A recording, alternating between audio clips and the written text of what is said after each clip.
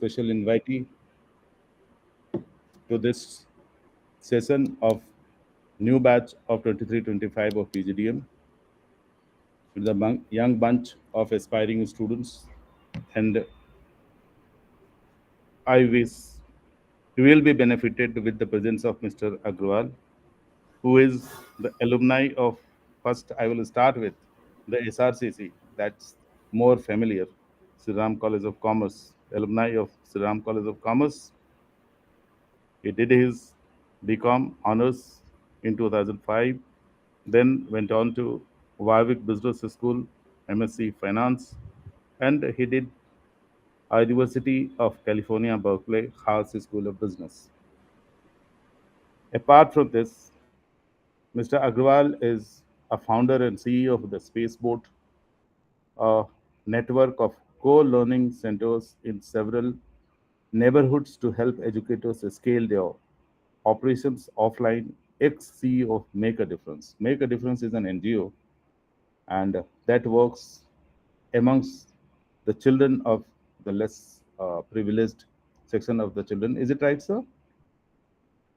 That's Yes, right, sir. it is a very noble cause, and he has made a difference. There is a Make a Difference is the name, www.makeadiff.in. That is prior to finding Spaceboat as the founder of this startup. This is the core network co-working space for the educators, similar to like co-working space like we work in all other spaces. Is it not, sir? Am I right? Right, It sir. is related to the educators, those who require the space. That is to help educators scale their operations offline. There is an offline space. Ex-CEO of Make a Difference, as I have already mentioned, and it is a non-for-profit, multiple after-school programs for the children, those who needs special care and attention, and that is 15,000 children of 80 plus centers across 23 cities. He was ex-investment banker associated of Langham Capital.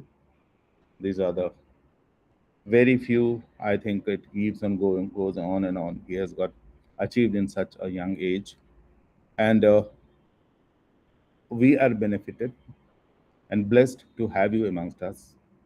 And we look forward towards your golden words, your vision, your guidance towards the aspiring minds, though we will be aiming to become the leaders in the future.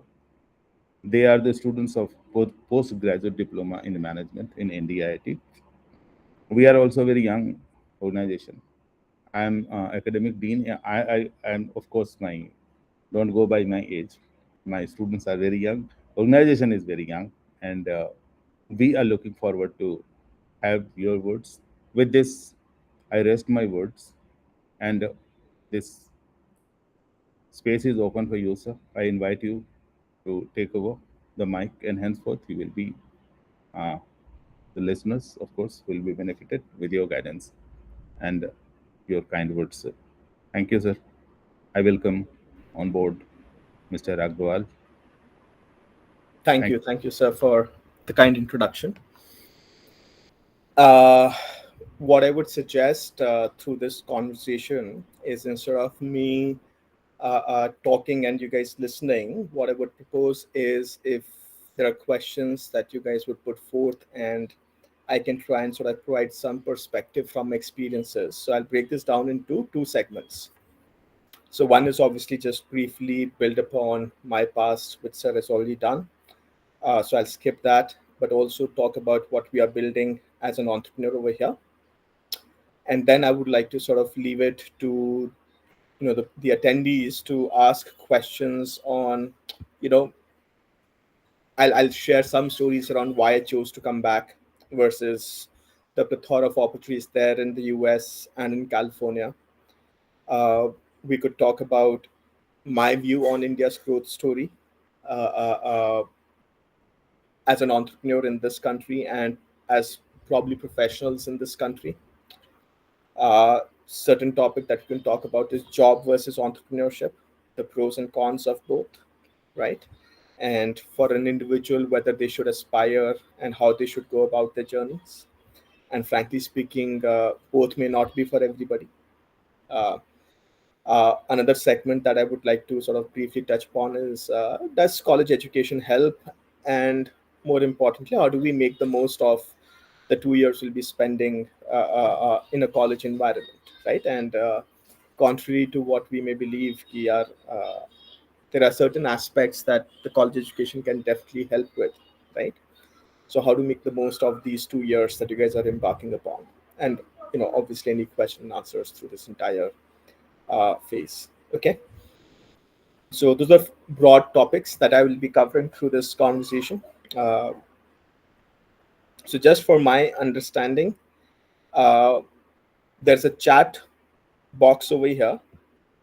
Uh, just for me to understand the lay of the land, how many of you are freshers coming into this PGDM, and how many of you are people with prior experience before coming into this PGDM? So can you just drop me a text on the chat over here in this video.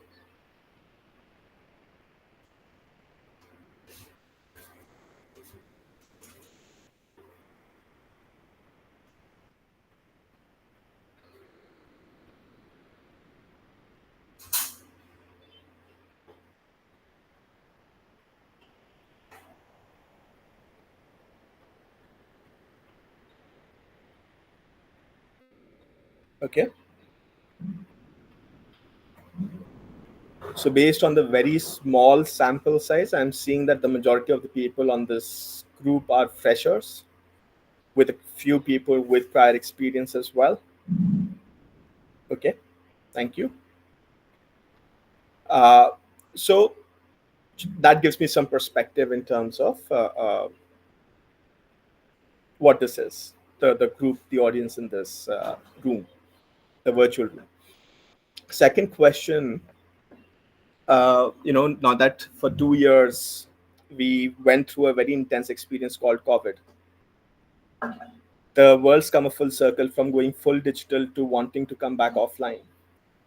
So, for you individuals, especially freshers or experienced people who had to spend 2 years remotely, right? And there's this huge debate going on between work from home versus work from office, between digital versus offline. So, for you as an individual, if you were a student through COVID, or you were a working professional through COVID, right? Uh, what is your view? Do you still prefer online, or would you rather have the in-person college experiences and the in-person work experience?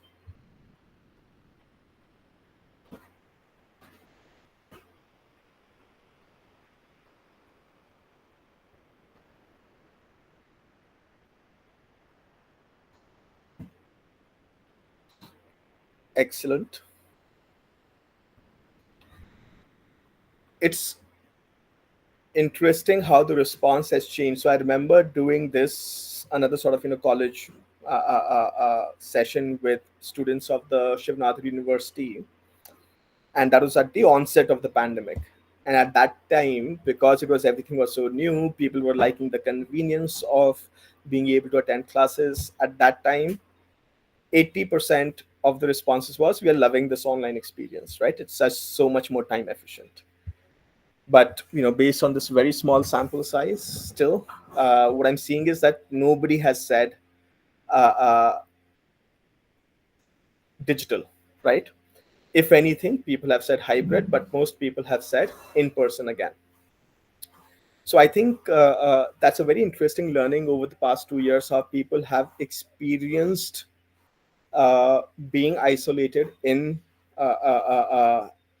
so while technology offers the convenience of everything being delivered at home, from food to groceries in 10 minutes to lectures online, but one of the things that people forgot is that human beings are social beings.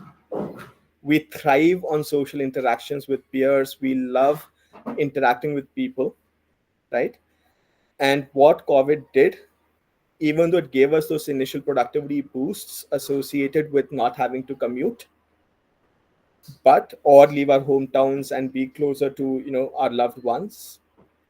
But at the same time, what we also started missing were the opportunities for both social and intellectual growth through those in-person conversations. Now imagine a very small example right now. Imagine living your entire life without seeing a person's face, as is happening in this current session. So one of the things that I will request, whose ever internet bandwidth allows, I would suggest that you guys switch on your videos to at least put a face to this interaction. Uh, uh, uh, Again, it's optional, not required, but yeah, it just gives that feeling of being connected with individuals versus looking and speaking to sort of just names, as what digital technology enables, right? So anyway, that's that. Now coming to, in terms of a brief introduction, as sir mentioned, I'm the ex-CEO of an organization called Make a Difference. So have been an education professional in the education domain for the past 14 years now.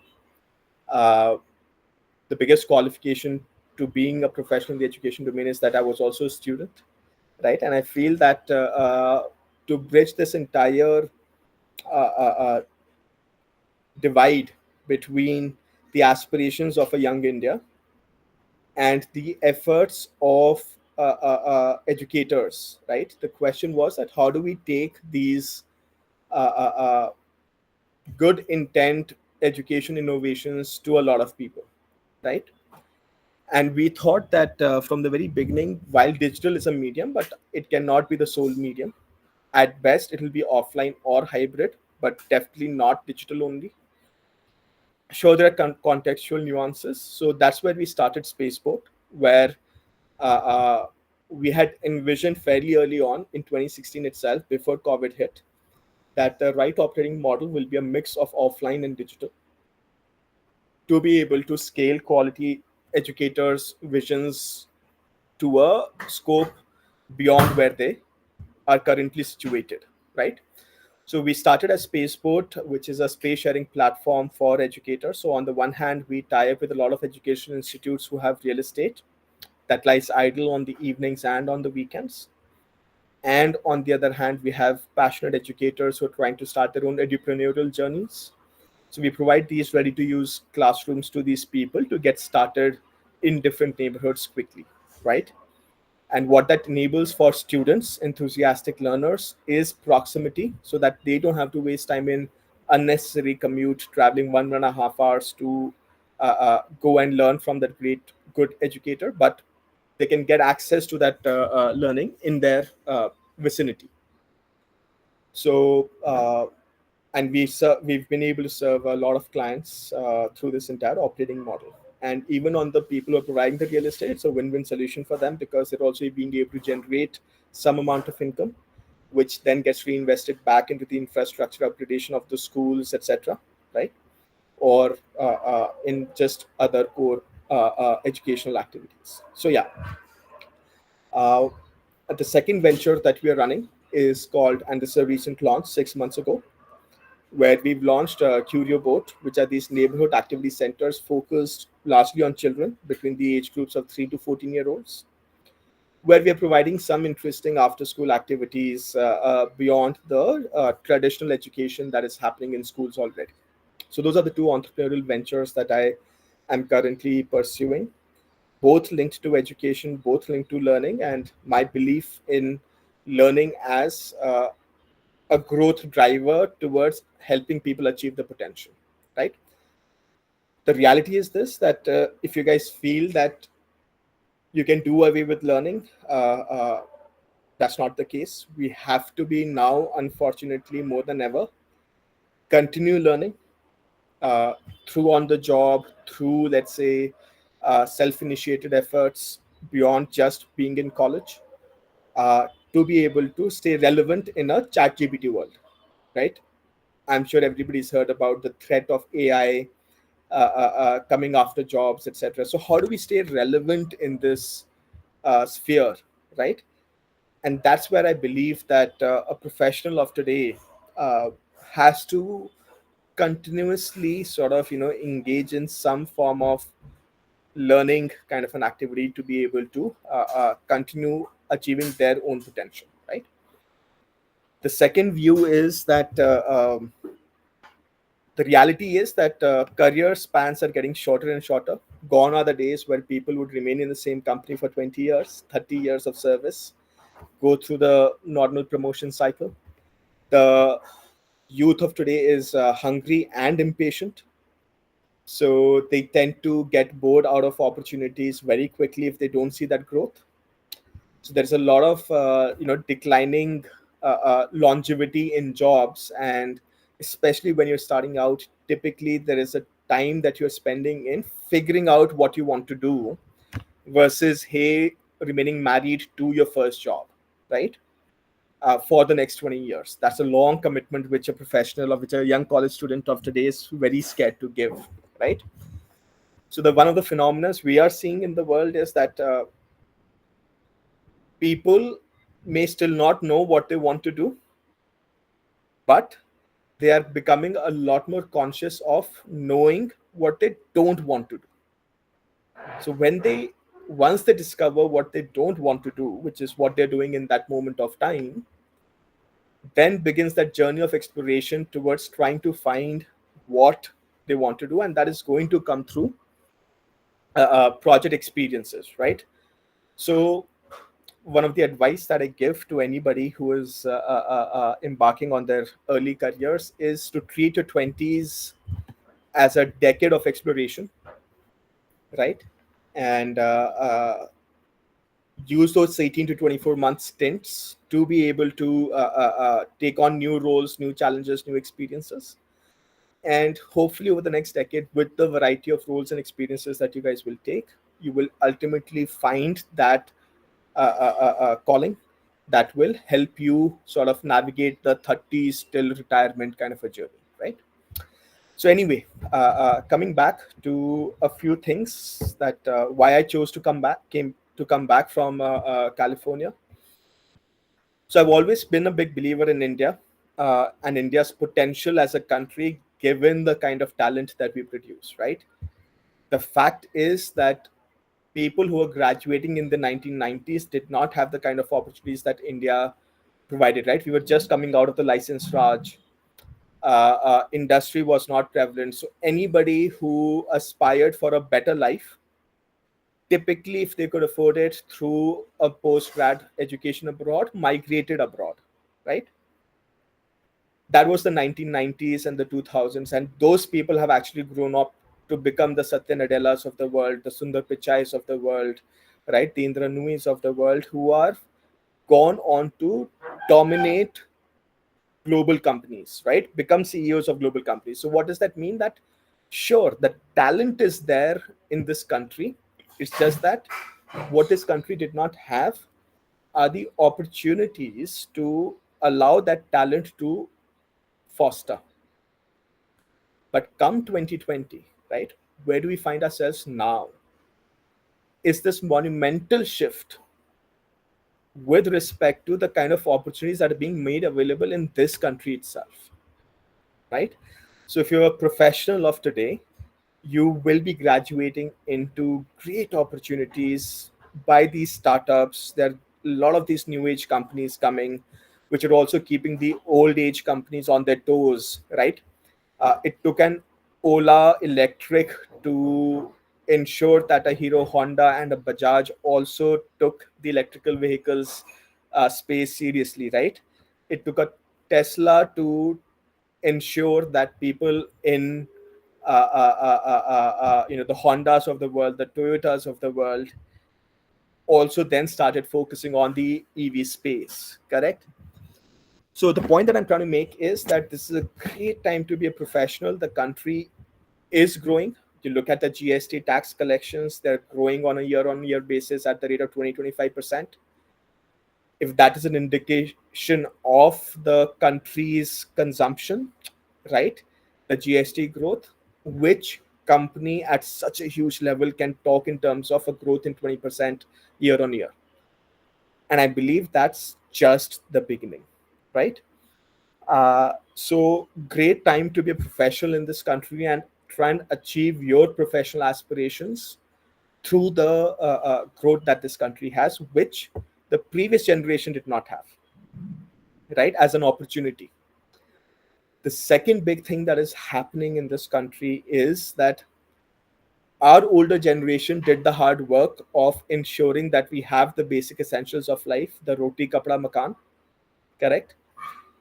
And there are a lot of us who are growing with that base comfort already taken care of and provided by the hard work of our older generation. What does this imply? Right? It implies that we do not have to worry about the basic necessities, which means we can try and take bolder bets and risks and try and even take a shot at solving interesting problems around us, whether through a job, whether through an entrepreneurial journey, correct? But what that will also help is that as more and more people will come into this cycle of entrepreneurship or entrepreneurship, that will further drive growth of this country, right? So the basic foundations are what I'm seeing is being put in place for it to be a great journey over the next 20-30 years, right? The other few big core drivers of India's growth, the UPI, big enablement. My biggest eye-opening moment was that, when on a rainy day I went to buy a bhutta, that guy had UPI, Paytm, right? Imagine the type of financial inclusion that is happening through these digital payments infrastructure that is effectively enabling so many people to be able to accept payments. Pehle to you couldn't even think of doing business with people who were far away from you because the payment space in its own right used to take so many days to clear. Now it's instantaneous, right?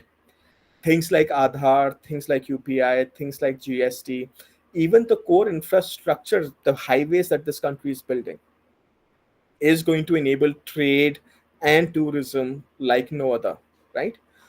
So, even on those aspects of the core growth drivers from economic standpoint, strong foundations are being put in place to unlock growth in this country, right? So, I'm a big believer in India's growth story, and that's the reason why I chose to come back. And I'm fairly optimistic and excited about being a professional, being an entrepreneur in this country for the next foreseeable future, for the next, hopefully, my entire working life, right? Yeah. So, anyway, switching to the next segment, which is a lot of you will be faced with this question of, what does entrepreneurship feel like? I hear about startups everywhere. Should I become an entrepreneur? Should I join a startup? Oh my God, right now certain startups are going through a lot of trouble. Is it a safe place to work at? Or should I be looking at more traditional, safer companies? All of these things will become a part of your decision making in about 2 years from now, as you will seek both internships as well as subsequent job opportunities, right? That's a much broader and a different conversation to be had. There are pros and cons of being in a job versus being in entrepreneurship. There are also pros and cons of within a job being with these traditional, mature, solid companies like the Bajaj of the world or the Hero Honda groups of the world versus the high adrenaline companies like Arthur or let's say an Ola, whichever domain you pick. I just pick the automobile or the motorcycle two-wheeler domain right now as an example, but it could be any sort of domain that you pick. There will be the old companies, the ones solid who've tried and grown through the test of time, and then there'll be these new age startups who are trying to identify and solve for gaps. The reality is this, right? The good news is that irrespective of what path you choose, nobody can give you the gyan of what is right for you. The reality is that you will have to experience these opportunities to be able to determine for yourself whether these are the right opportunities for you or not, right? And irrespective of the path you choose, whether it's entrepreneurship, whether it's jobs with startups or with jobs in mature companies, the fact is still you will have a great rewarding career, right? So that's the good part, that you don't need to stress about ki, oh shit, am I going to make the right decision for what my career holds for me, right? As long as you remain sincere and diligent towards your work and whichever opportunity that you're given, take it as an opportunity to learn and grow, you will be fine, right? So let nobody try and determine for you कि आपको job करना चाहिए or you should become an entrepreneur, but there are a few things that you will obviously have to keep in mind while pursuing that decision at the end of your 1 year, 2 years. That while jobs provide the stability of income, hopefully they will also involve you with good intellectual problems that you can solve, right? Entrepreneurship is a high adrenaline thing. There are problems that you feel passionate about, but there are also sort of difficult days as you're trying to build your company. So it'll depend on your own temperaments as to what you guys can wish to pursue. Now, how do you bridge that gap? So over the next 2 years, that's I was getting at, that I will touch upon whether the college education helps, right? What a PGDM program will try and give you is the basic understanding of the different functions required to build an organization or run an organization.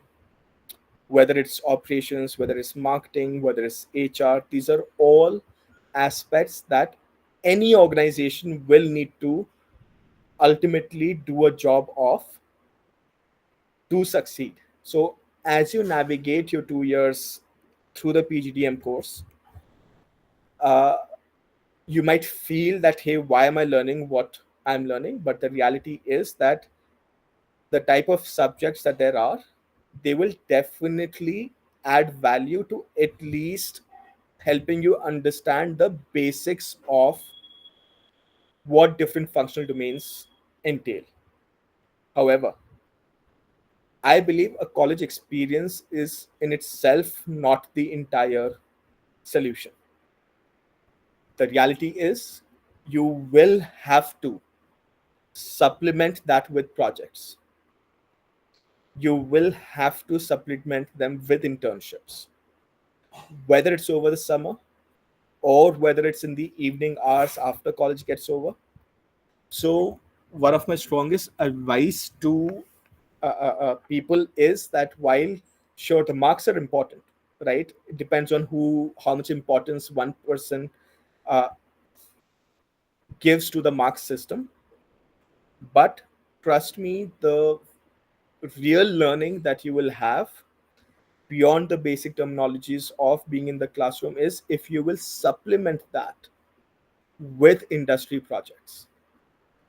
If there are courses in your program that are asking you to do certain projects, right?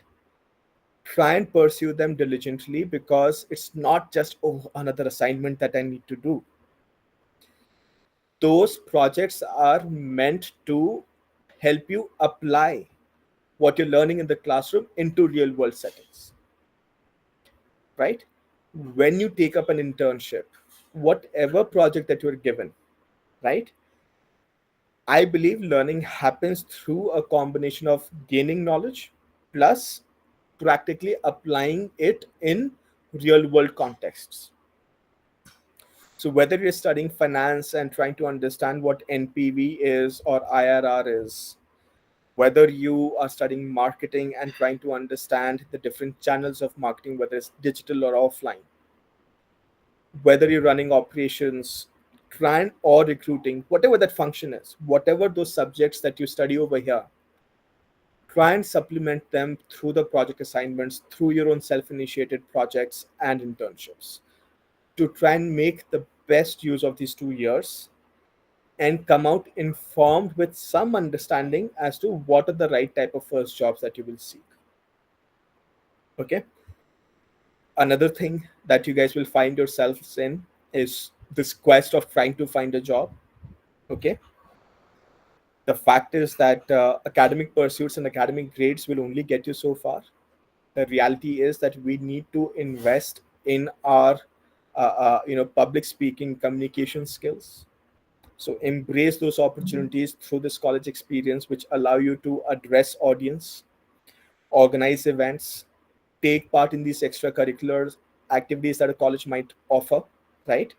What they do is it gives you the confidence of being able to interact with that person who is going to design that poster for you, or interact with that vendor who is going to arrange food with you for your fest, right? Whatever those things are. Firefighting in the last in the real world context, sometimes the projector will stop working, and there might be a session that is about to happen. So these are all actually micro experiences that one doesn't appreciate till they actually enter the real world and realize, oh my god, something that was there in the college and all these experiences are actually preparing me for the real world, right? So embrace all these learning opportunities. Through college you will have time. That's the biggest luxury that one can have, right? Money will come through your career and your hard work, but trust me, as you will get busier, the biggest currency that will become scarcer and scarcer is your time. So embrace these 2 years to meet people, to hang out with friends, to even do a couple of projects, all of that stuff, right? So enjoy these 2 years, strike a balance between the pursuit of career and friendships. Don't go overboard with either, right? Strike the right balance. And I think you will make a great use of your 2 years at what this opportunity gives you. So anyway, those are my 2 cents in terms of sharing my perspectives of having been through the different educational setups, as well as having worked in industry. So at this stage, I would love to open it for a Q&A. Any questions that you guys might have about any of these aspects, I'll be very happy to take them from you.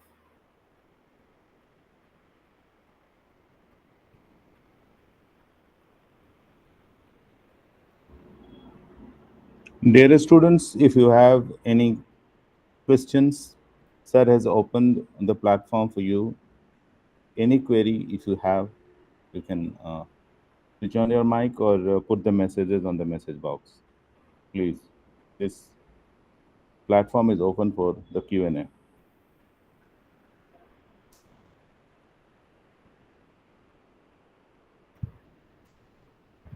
Thank you, Ajay, for the question. I'll just wait for a few more questions before I share my perspectives.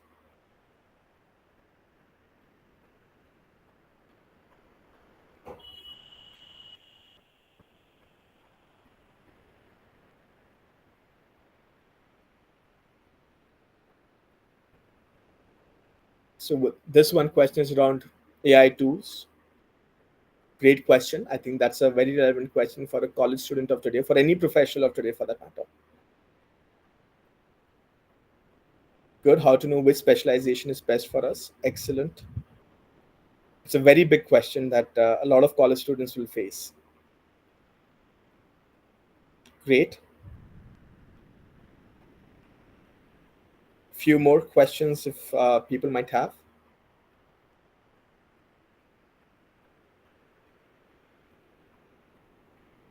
Okay, so let me at least begin with answering these questions before while people sort of think and ask further questions. So here is my view on AI, right? Think about anything that is predictably repeatable. If the work that you're doing, which is predictably repeatable, yes, AI will be a threat, because what AI is able to do is look at vast amounts of data and predict what needs to be done, right?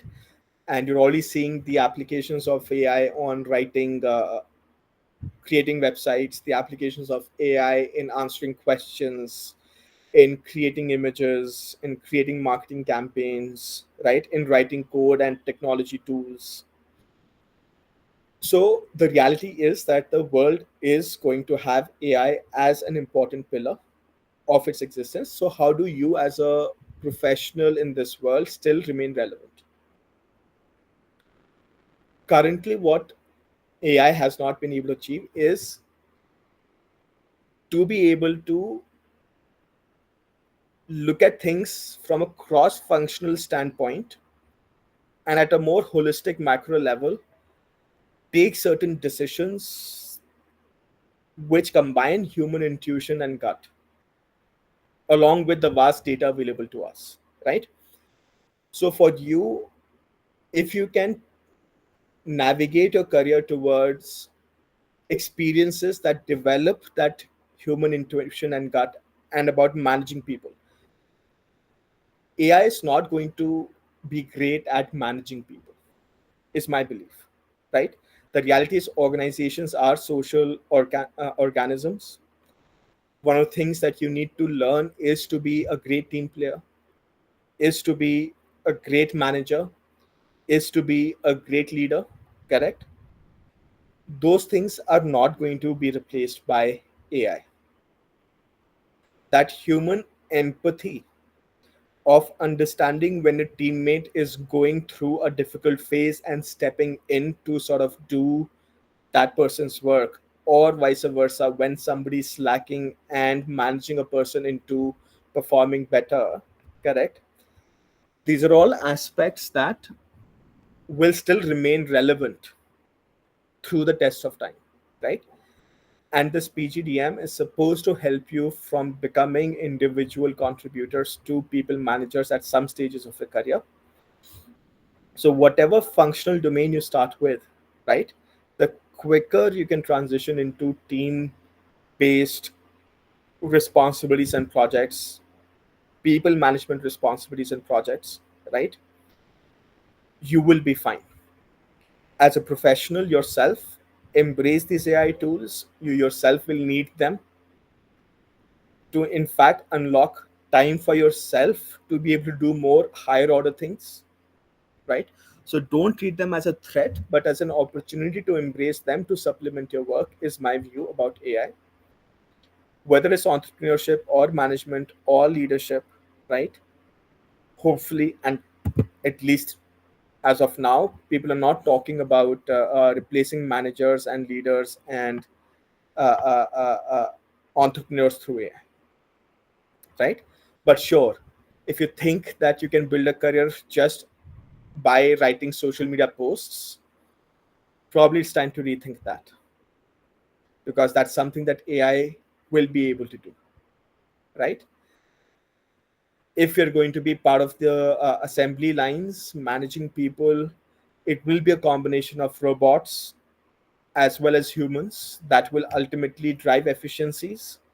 And you, as a professional, need to learn both about managing the people and using technology to your advantage to achieving your organizational outcomes, right? So that's my view of the AI tools. There is no reason to be scared. In fact, it's an opportunity for us to embrace them and unlock time for ourselves and for others around us to be able to focus on higher order things. Nitika's question is how to know which specialization is best for us. I think it's a very great question in terms of how to know. And it's a very difficult decision, also, right? Whether it's HR, whether it's operations, whether it's marketing, whether it's finance, accounting, what is it that we are going to be good at? So, here are a few things that I could propose for you to discover for yourself. Okay? So, one is, when you'll be attending these lectures or doing these projects, you will yourself be able to identify what is it that you're more interested in, which project did you enjoy doing more. So my suggestion is to go with an open mind to these experiences and to these classes, but allow those experiences yourself, as you navigate those experiences, to identify where your interests lie. Don't need to make those decisions today, right? uh, so through these internships, through these mini projects, you will be able to identify which specializations you have a preference towards over the others. I don't think anybody can concretely tell you that, hey, you're best suited for this. No psychometric tests. I don't believe in psychometric tests. It's your own practical experiences that will guide you in that answer. The second thing, what you guys need to understand is organizations are interconnected organizations, which means an HR department has to interact with other departments, a marketing department has to interact with other departments. So the reality is that even though if you might choose to specialize in a particular department, you will still need to know about how the other departments function, right? So versus thinking of specializing too early in your career, right? It's okay for you to embrace this phase of being a generalist, and that's what PGDMs try and do. The MBAs, the PGDMs, that they give you a general sense of the overall aspects of running a business, and probably the answer will lie not at the end of the 2 years of your education, but as I say, have that horizon of the next 8 to 10 years through the interesting projects that you work on, to be able to ultimately arrive that, hey, what is going to be that functional area that I'm going to be focused on. So don't pressure yourself into finding the answer to this question by the end of this 2 years. The good thing is today, mobility is very easy through these interconnected projects. So even if you start as marketing, if you interact with HR, right, you could work on a project with the HR team and then transition into HR or finance or vice versa, right? So you don't need to fear about making that decision and that decision going wrong if you were to make one. So just to summarize this point, embrace the first 6 months in trying to understand more the basics, then try and understand through the projects that you take which ones suited your temperament, which ones did you enjoy doing more than the others.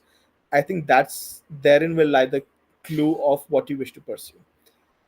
Embrace different internships. Don't seek out only marketing. Don't seek out only X. See if you can land yourself 2 or 3 projects in different domains.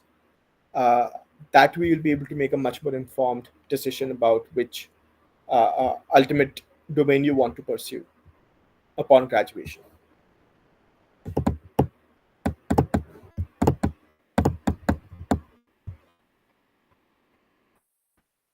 Any other questions? Students, feel free to ask the questions. Sir, as you said, AI doesn't manage. AI does not do the manager task, but whom to manage because all the robot is working. So that's what I said, right? That I don't think that all tasks will be replaced by robots. The future is going to be a combination of technology and people, right? uh, I don't see a future where it's only large scale factories with only robots. I don't see a future where it's large scale sort of emphasis floors are filled by robots and not by people, right? I personally don't see that happening. What is going to happen is it's going to be a combination, and you as a manager need to know and understand how to manage that combination. I think it's a very simplistic and a view ki, hey, all the jobs are going to be like, there are going to be several and entire jobs that are going to be taken over by technology. I don't hold that view. So let's say if a previous department had 100 people, sure, it might become 50-50, right? That 50% of the jobs are now being done through technology, but there'll still be 50 people doing certain aspects of that work. right? It's not going to be that 100 people department will suddenly become zero. Let's not forget that the end consumer likes talking to a person, right? It's only a person who will understand the real time context of the challenges of another person, whether it's a customer or a team member, to then come up with a solution in that moment. So, yeah, I don't believe that jobs are going to be completely replaced. It's not a binary 0 or 1. It's going to be some spectrum where 60, 40, 70, 30, 80, 20, 50, 50. It's going to be some spectrum of a combination of tech and people.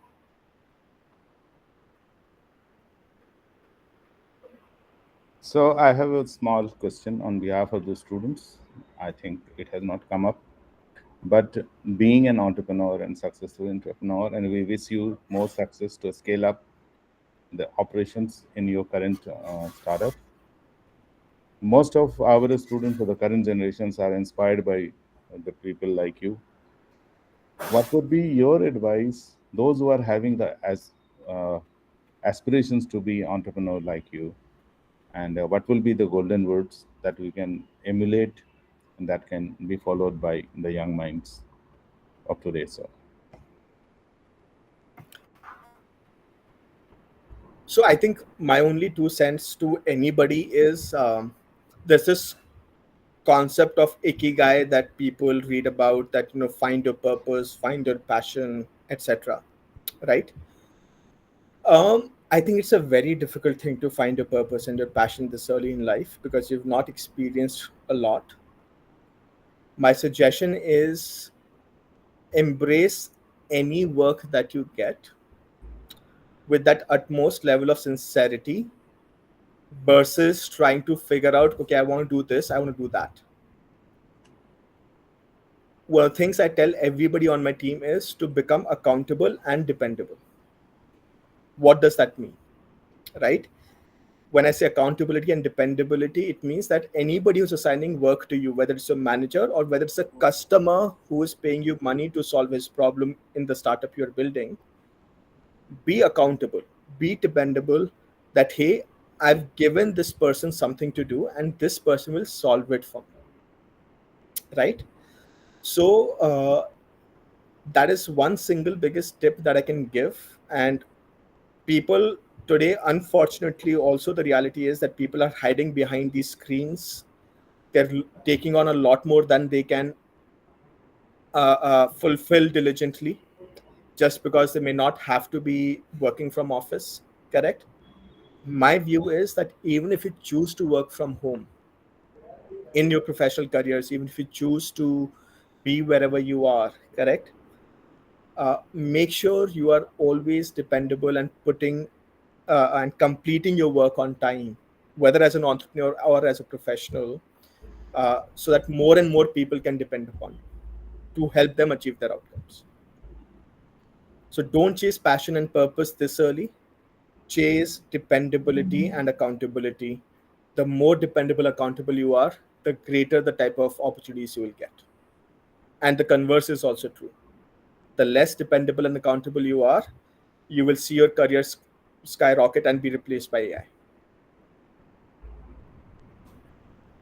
Thank you, sir. Thanks for your kind words, and I hope some of us, our students, will find their true calling, and someday few of them will find their names egged on the history.